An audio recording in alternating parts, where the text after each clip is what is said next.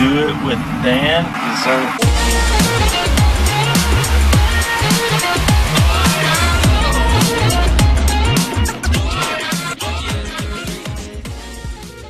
Like, realistically, this thing is sharp as hell looking. That relay, it doesn't look out of place. Honestly, it looks cooler. Look how aggressive it is. I mean, I know it's a 250. Is it a single cylinder? A single cylinder 250, so it's got all the torque. It might do a wheelie. I don't know. Dude, these things brand new are $37.60 out of the box. Like, probably with a warranty, probably one of the best starter bikes you can get. Hyosung's pretty up and coming right now. I'm gonna go race some boosters. See you later, man. Later, man. If you guys got any questions, call this guy. His name's Zach.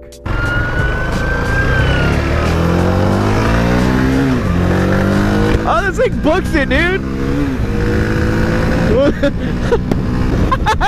Hey, this thing's dope. I'm a pretty big advocate of getting like 600cc sport bikes as your first motorcycle. I've never ridden a 250. It just occurred to me that I've never ridden a 250 sport bike, legitimately anyway. Wow, those brakes are really good. I mean, it's a 250, but you have to really pull in the clutch all the way.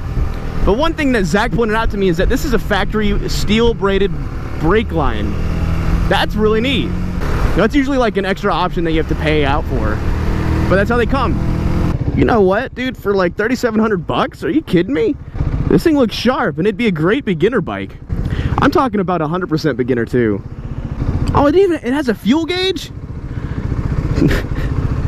Like, none of my bikes have fuel gauges. How nice. It's short people friendly. I'm 5'8". I can flat foot it on both sides.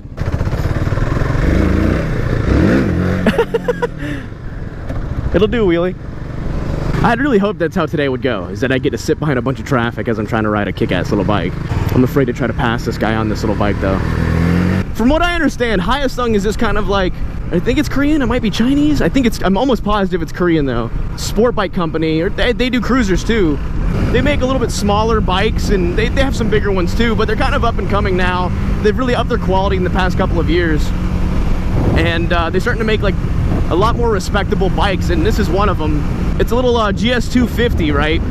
Which at this point I'm almost positive would be a perfect starter bike for anybody looking to get into motorcycle riding. It's pretty slick looking, man.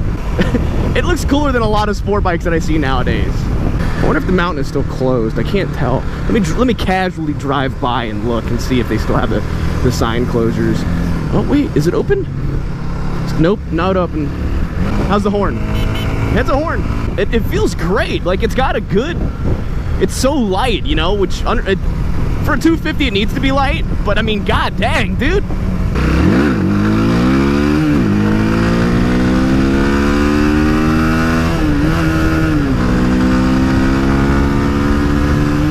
Oh, this thing's a lot quicker than I thought it was.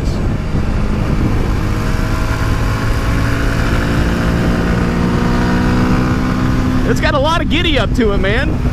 And it puts you in a position that's not bad for riding. I mean, you're a little hunched over, but I mean, it's kind of a sport bike. And you know what I would buy this bike for? I would buy this bike for the track to practice on. I mean, think about it, 3,700 bucks, and you know, full coverage is probably like $7 or something, I don't know. So if you wreck it, you know, you're not totally like SOL, but at the same time, you know, you still have a kick-ass little bike. For the longest time, I've been an advocate of that you should start out on like 600 or 650s because most accidents happen at low speeds, but you know, I don't know, man. This would be a good beginner bike as well. I would put this above a Ninja 250, and there's a couple good reasons why. I am trying to enjoy this road, Lincoln Navigator, all right? And you're killing my mood. Let me put it this way. A lot of people think that Groms are good bikes to start out on, and I don't know why. When you have sweet little 250s like this. I would prefer this over a Grom any day. Mostly because of the way it looks, 250, so it's more applicable. I mean, this thing could probably run on the interstate without having any issues. Realistically, you could run this thing on the highway. See, it'll do, what is it, like 70 in fourth gear? and it's a 6-speed. So, you know, I mean, this thing will definitely keep up on the highway speeds, which is the biggest concern for most people who start out with new riders. Is it fast enough, quote unquote? Will it do a wheelie, quote unquote? Yes, it is fast enough, and yes, it will do a wheelie. Here's another cool thing, right? So, my ZX-10's fast, right? Cool story. The issue with that is that I can't really get on it and use its full potential anywhere. Unless I'm on a track, which I never go to because I don't want to drop my $8,000 ZX-10R. Or 10.9, whatever it goes for, I don't know.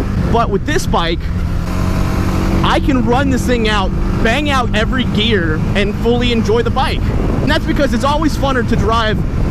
It's more fun to drive a slower bike fast than it is to drive a faster bike slow. That's just how it is. Watch the video with Riding with Tom, where he rides that ZX-2R.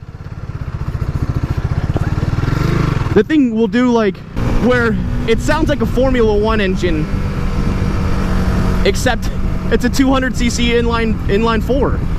It's so much more fun to drive a slower bike fast than it is to drive a faster bike slow.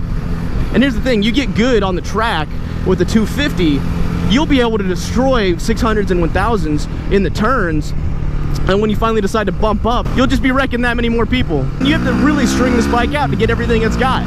That's a lot more fun than riding a ZX-10 through traffic every day. It's way more fun to bang gears. Like even riding through a neighborhood right now, I feel like I'm I feel like I'm juicing it, man. I'm having fun. And thank God the brakes are good.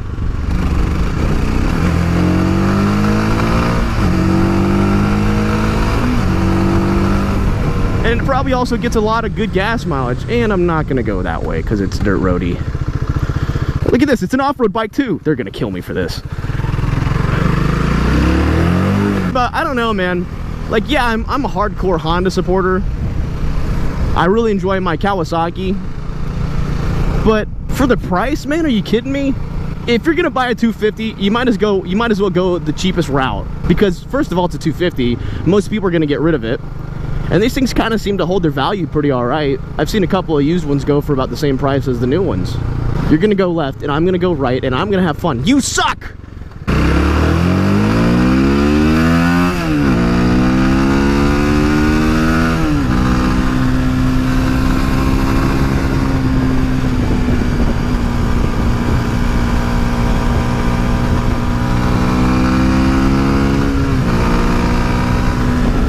It actually surprises me how well this bike gets up and goes.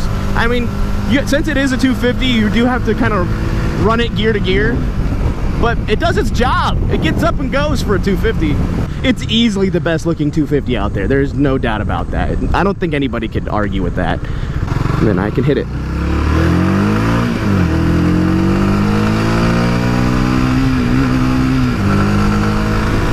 Electronic, fuel injected, go figure. A lot of 250s up until like, I want to say the past 3 years, 2 years. No, I think in 2014, even the Ninja 250s, don't pull out on me, don't pull out on me.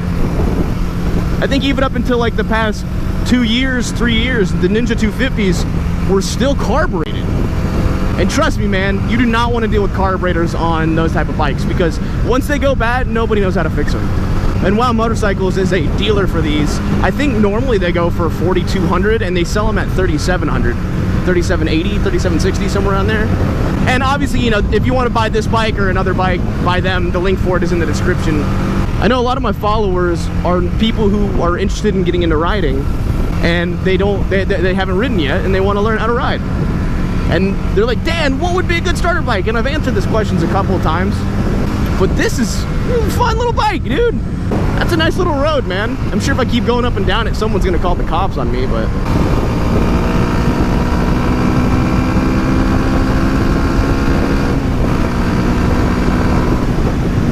Dude, I'm surprised how quick it'll go.